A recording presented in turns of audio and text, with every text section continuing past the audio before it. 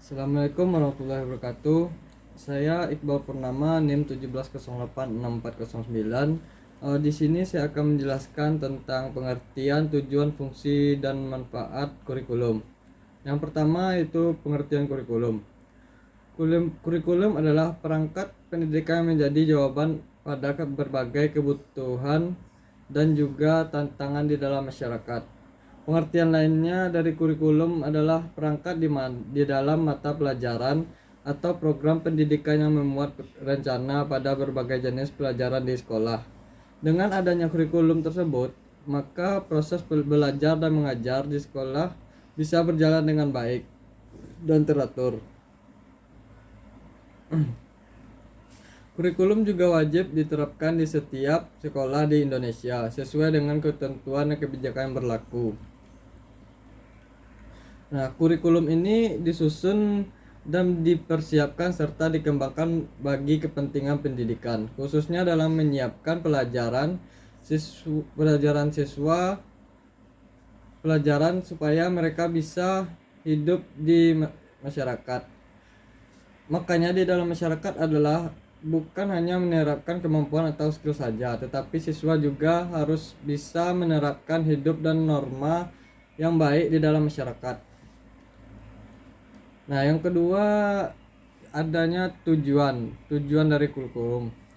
Nah, tujuan ini yaitu komponen memiliki tujuan yang berhubungan dengan hasil yang diharapkan.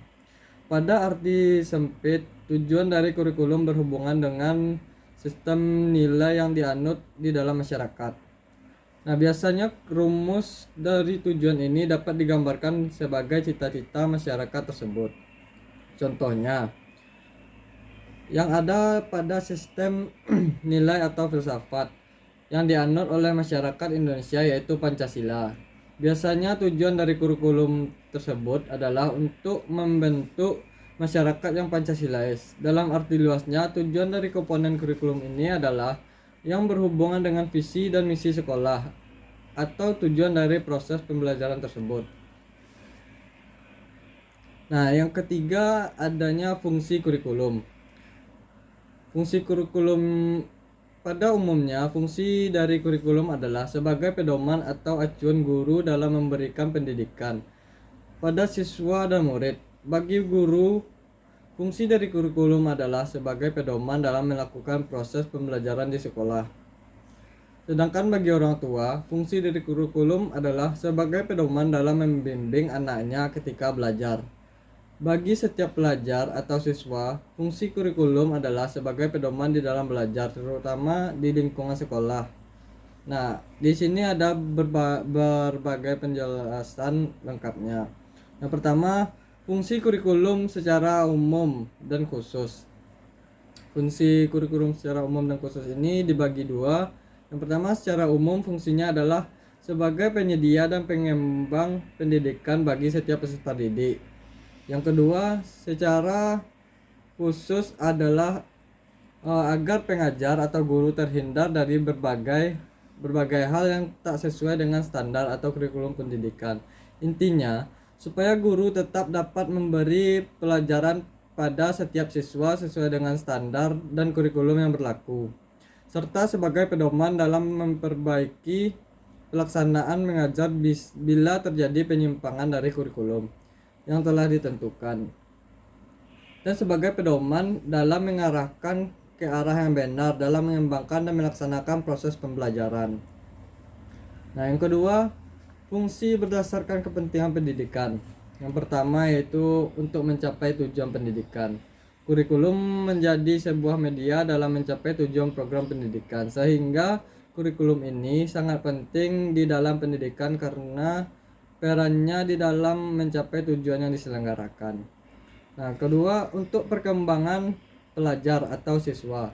Kurikulum juga penting bagi perkembangan setiap siswa, karena pendidikan bisa menjadi upaya dalam membentuk karakter orang yang mandiri serta bermanfaat bagi masyarakat dan bagi dirinya sendiri. Dalam hal ini, kurikulum memang sangat penting dalam menjadi standar pendidikan. Yang ketiga, untuk pendidikan atau guru. Kurikulum juga sangat penting bagi pendidikan karena dengan begitu maka pendidik dapat melakukan proses pembelajaran yang sesuai dengan standar yang sudah ditetapkan. Nah, yang keempat, untuk pimpinan. Fungsi kurikulum bagi pimpinan adalah untuk menjalankan visi dan misi serta sebagai pedoman dalam memperbaiki kualitas belajar setiap siswa.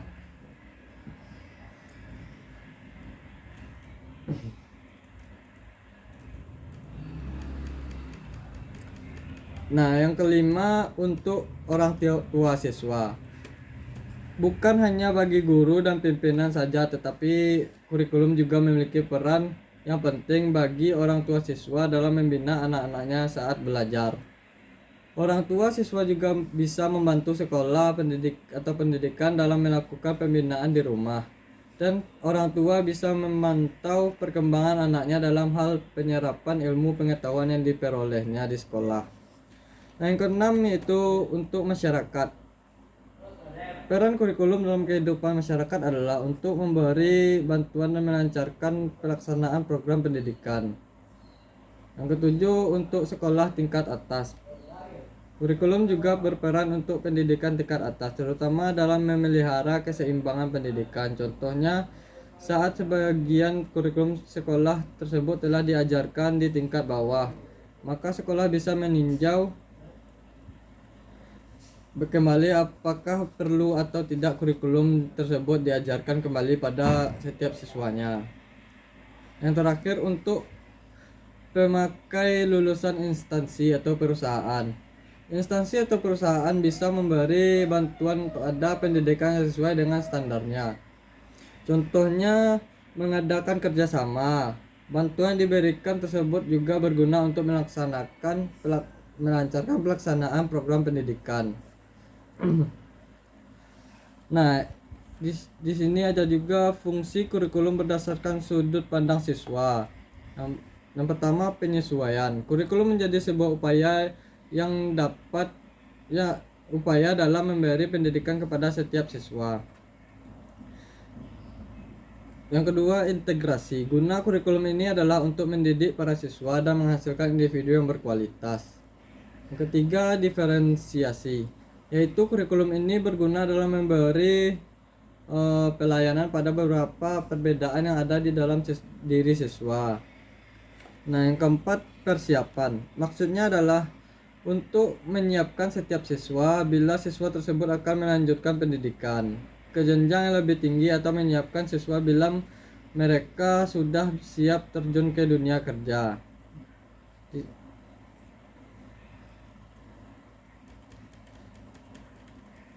Nah, yang kelima, pemilihan. Fungsi kurikulum adalah agar para siswa bisa memelihara program keahlian yang sesuai dengan yang diminatinya. Tujuannya agar siswa bisa mengembangkan keahlian yang dimilikinya dengan cara yang maksimal. Yang terakhir, diagnostik. Maksudnya adalah peran kurikulum dalam memberi pemahaman kepada siswa pada potensi yang dimilikinya dan kekurangan yang ada di dalam dirinya. Diharapkan setiap siswa dapat mengembangkan potensi yang dimiliki dengan maksimal dan bisa memperbaiki kelemahan yang dimilikinya. Nah, di sini yang keempat, adanya manfaat kurikulum. Yang pertama, manfaat bagi guru. Di antaranya yaitu bisa menjadi pedoman dalam merancang, melaksanakan dan juga mengevaluasi hasil kegiatan dari pembelajaran. Yang kedua, bisa memberi pemahaman pada pengajar atau guru dalam menjalankan tugasnya. Nah, yang ketiga, bisa mendorong untuk menjadi lebih kreatif dalam menyelenggarakan program pendidikan yang ada. Yang keempat, bisa membantu dalam hal menunjang pengajaran agar menjadi lebih baik. Yang kedua, manfaat bagi sekolah. Yang pertama, bisa mendorong sekolah untuk menyukseskan penyelenggaraan pendidikan ke TSP.